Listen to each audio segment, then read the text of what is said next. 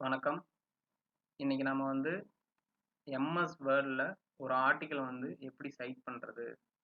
அதுவும் மேன்லே வழியா எப்படி சைட் பண்றது? அப்படிங்கிறத நம்ம பார்க்க போறோம். எம்எஸ் வேர்ட் வந்து ஓப்பன் பண்ணி ஒரு சென்டென்ஸ் வந்து நான் டைப் பண்ணியிருக்கேன்.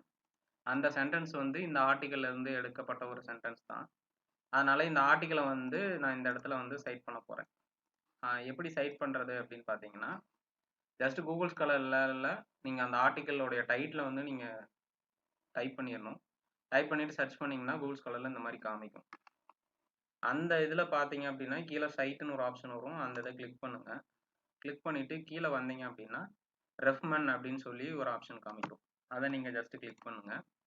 கிளிக் பண்ணோனையும் .ris அந்த ஃபார்மட்ல வந்து ஒரு ஃபைல் வந்து டவுன்லோட் ஆகும்.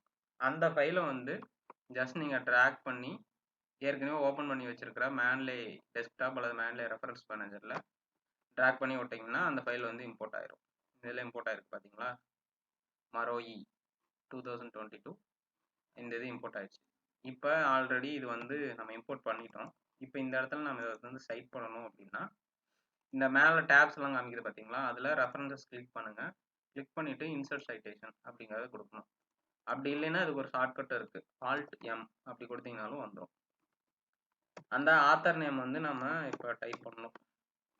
ஆல்ஃபிரட் மரோயி வந்துருச்சா? ஜஸ்ட் கிளிக் பண்ணி ஓகே குடுக்குறோம். சைட் ஆயிரும். இப்ப இது வந்து ஏன் 1 அப்படின்னு வருதுன்னு பார்த்தீங்கன்னா, நாம குடுத்திருக்க ஜர்னலினுடைய டைப்ல அந்த டைப்ல நம்ம வந்து குடுத்துருக்கோம். இதே வந்து நம்ம ஜியோடர்மா அந்த ஜர்னல் ஃபார்மட்டுக்கு வந்து மாத்தணும்னா, ஜஸ்ட் அந்த ஜியோடர்மா ரீஜினல் அப்படின்னு மாத்துனீங்கன்னா ஆயிரும். அடுத்து ரெஃபரன்ஸஸ்ல வந்து நீங்க இந்த இத பிப்ளியோகிராஃபில வந்து நீங்க குடுத்துறலாம். ஜஸ்ட் இன்சர்ட் பிப்ளியோகிராஃபி அப்படின்னு நீங்க குடுத்தீங்கன்னா ஆட்டோமேட்டிக்கா வந்துரும்.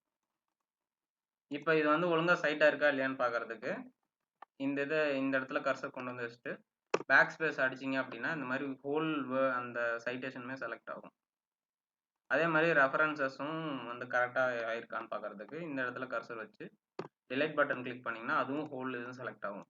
இப்படி பண்ணியிருக்கீங்க அப்படின்னாவே, ஒழுங்கா வந்து சைட் ஆயிருக்கு அப்படின்னு அர்த்தம்.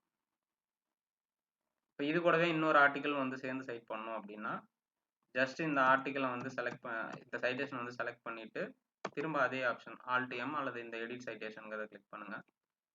கிளிக் பண்ணிட்டு இன்னொரு ஆர்டிக்கிள வந்து நான் இப்ப ஆட் பண்றேன். இப்ப 2010 சந்து அப்படிங்கிற ஆர்டிக்கிள வந்து ஆட் பண்றேன். கிளிக் பண்ணிட்டு ஓகே குடுக்குறேன். இப்ப அதுவும் பார்த்தீங்க அப்படின்னா, சைட் ஆயிடுச்சு.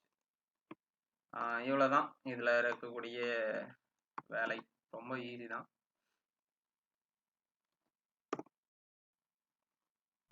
அடுத்து பார்த்தீங்க அப்படின்னா, நம்ம வந்து மேன்லேல இப்ப ரெஃப்மென் ஃபார்மட்ட மட்டும் இம்போர்ட் பண்ணி நம்ம சைட் பண்றது எப்படின்னு பார்த்தோம்.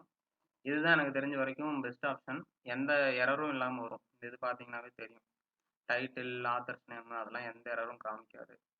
இதே நீங்க வந்து இன்னொரு ஆல்டர்னேட்டிவும் இருக்கு. இது பார்த்தீங்க அப்படின்னா, ஒரு ஆர்டிக்கிள். ஏற்கனவே இந்த ஆர்டிக்கிள் வந்து நான் டவுன்லோட் பண்ணியிருக்கேன்.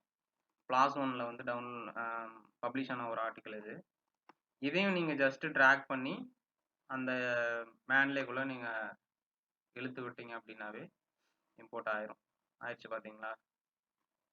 சம்டைம்ஸ் வந்து ஜர்னல் வந்து ஸ்டாண்டர்டான ஃபார்மட்ல வந்து இல்ல அப்படிங்கிற பட்சத்துல, இந்த டைட்டில்லயோ அல்லது ஆத்தர் நேம்லயோ வந்து நெறைய தப்பா காமிக்க வாய்ப்பு இருக்கு.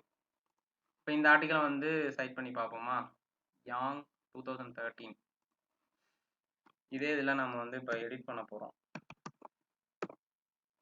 யாங் 2013 வந்துருச்சு. ஓகே குடுக்குறோம். ஆட்டோமேட்டிக்கா இங்க இதுலயும் அப்டேட் ஆயிரும். ரெஃபரன்ஸஸ் பிப்ளியோகிராஃபிலயும் அப்டேட் ஆயிரும். அவ்வளோதான் ரொம்ப சிம்பிள்.